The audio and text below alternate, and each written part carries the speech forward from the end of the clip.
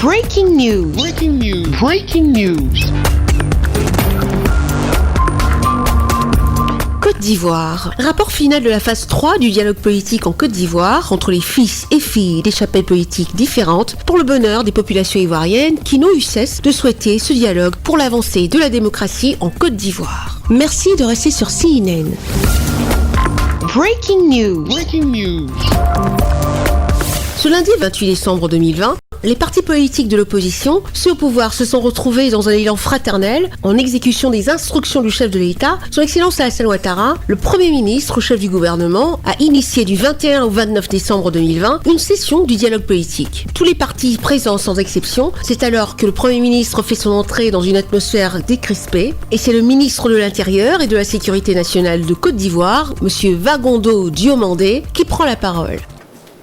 Tous les responsables des partis politiques ainsi qu'à ceux des organisations de la société civile qui, pendant les 3 jours consacrés aux travaux du comité restreint, ont assuré la pleine participation des entités qui les ont mandatées, conférant ainsi l'exclusivité et la qualité requise aux échanges qui ont eu lieu, tels que souhaités par le Premier ministre et son Excellence, Monsieur le Président de la République.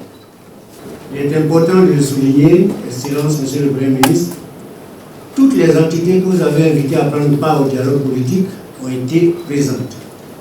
Elles ont été assidues aux travaux du comité restreint. Ma reconnaissance également va à l'endroit de tous mes collègues, membres de la délégation gouvernementale qui ont pris part aux travaux. Mesdames et messieurs, conformément au calendrier fixé par le Premier ministre au cours de son allocution d'ouverture et d'orientation de la phase 3 du dialogue politique, ce jour mardi 29 décembre 2020 devait être consacré à la signature du rapport final. Le rythme des travaux en comité restreint, qui a été à la fois intense et soutenu, a permis de tenir l'agenda du dialogue. Je voudrais me réjouir particulièrement de l'esprit qui a prévalu au cours de ces travaux. Les débats ont été empreints de courtoisie et de respect des uns envers les autres. Les divergences de points de vue et les sensibilités politiques différentes n'ont pas entamé un seul instant l'esprit de fraternité et de convivialité durant les débats qui ont été parfois houleux, certes. Dans le rapport de ce mardi serait une cérémonie solennelle de signature du rapport final par les parties prenantes au dialogue, après son adoption au cours des travaux du lundi 28 décembre 2020. Cette cérémonie, sous la présidence de M. le Premier ministre, président du dialogue politique, sera marquée par 3 temps. La lecture intégrale du rapport final, la signature du rapport final par les parties prenantes, et l'adresse de son Excellence, Monsieur le Premier ministre. C'est alors que s'ensuit un huis clos hors presse et caméras, alors que les petits groupes des personnalités politiques se forment et méditent sur les conclusions qui seront lues après concertation, loin des caméras et de la presse nationale et internationale. C'est alors qu'après cette concertation, le Premier ministre chef du gouvernement, son Excellence Ahmed Bakayoko, a pris la parole. Je suis heureux de présider cette réunion plénière dans le cadre de la 3e phase du dialogue politique qui a débuté ici même dans cette salle le lundi 21 décembre 2020. Je me réjouis de l'esprit de fraternité et de la qualité des échanges entre les membres du gouvernement, les représentants des partis politiques et groupements politiques et les organisations de la société civile. Je voudrais, au nom du président de la République, son Excellence M. Alassane Ouattara, adresser à l'ensemble des parties prenantes mes félicitations pour la disponibilité dont vous avez fait preuve.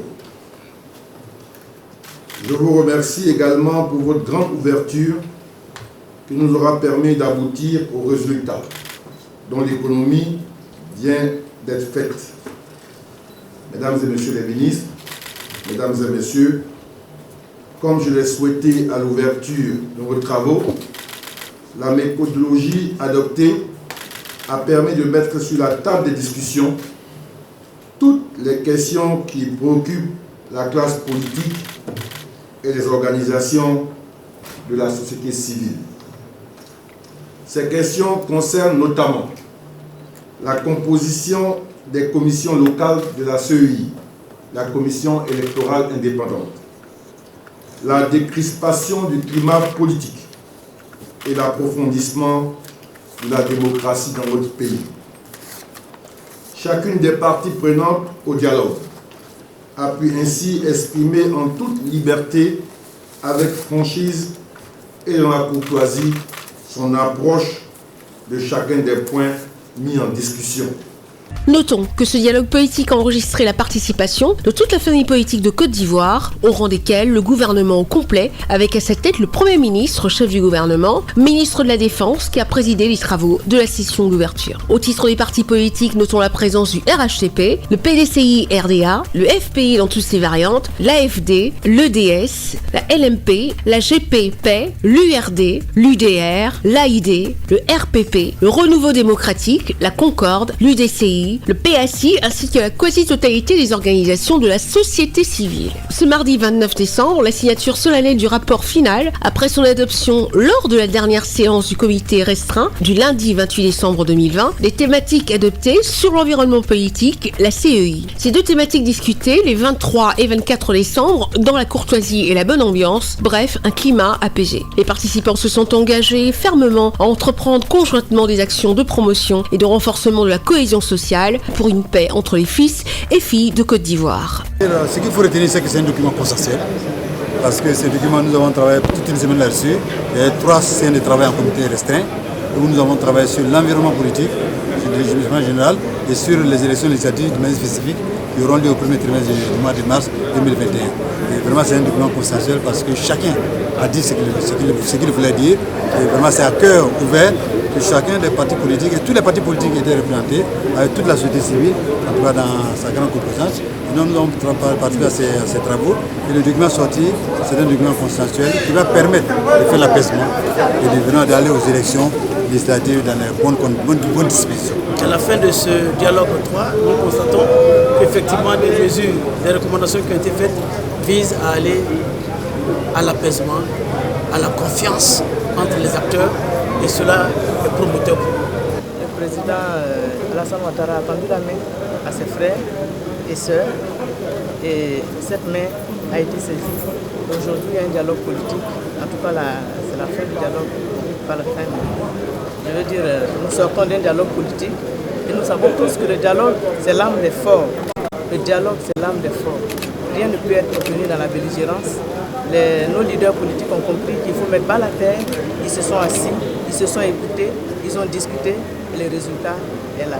Au sortir d'ici, le signal fort, c'est que c'est la Côte d'Ivoire qui gagne. Le signal fort, c'est la paix qui triomphe. Le signal fort, c'est que les Ivoiriens, nos leaders ont choisi de se donner la main pour donner une chance à la paix. Et nous espérons que c'est vraiment une chance à la paix et que c'est une chance qu'on donne aux Ivoiriens, que c'est sincère, que ça vient du cœur. Les discussions se sont déroulées dans la fraternité, dans la convivialité, dans le respect l'un de l'autre. Or, le dialogue, le respect font partie des piliers de la cohésion sociale. Paix. Comme le RHCP le dit, la Côte d'Ivoire rassemblée. Merci. C'est alors qu'une photo des fils et filles politiques de Côte d'Ivoire, autour du Premier ministre, chef du gouvernement, ont ensemble posé une photo de famille pour la postérité. Merci d'être sur CNN, la télévision autrement. Les programmes se poursuivent. Retrouvez en ligne toute l'info en continu sur CWeb Info, 100% info, non-stop.